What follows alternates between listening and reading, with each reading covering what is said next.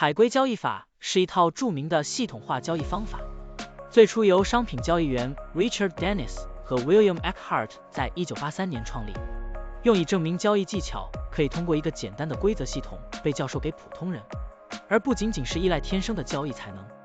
海龟交易系统并不限定于特定的商品或市场，它可以应用于股票、加密货币、期货和外汇等各种市场。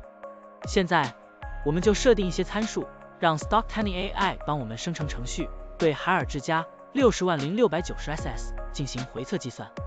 设定参数如下：头寸规模，使用每次加仓20%。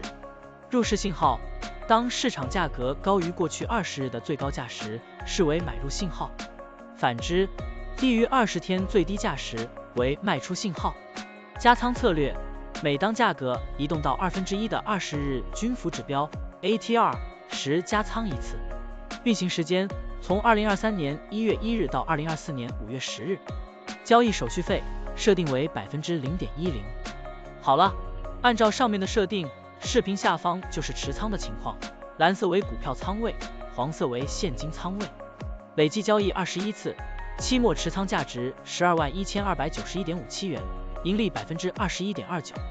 相比持仓不动，多盈利负7.51%。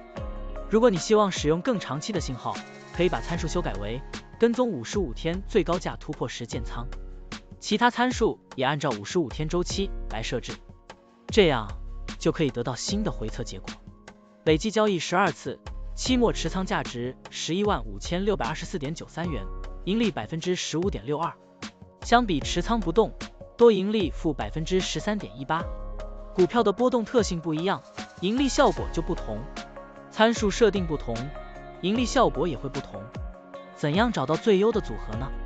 请评论区留言，让 Stocktiny AI 来帮助你。股票调优 AI， 利用 AI 技术赋能您的股票选择与操作。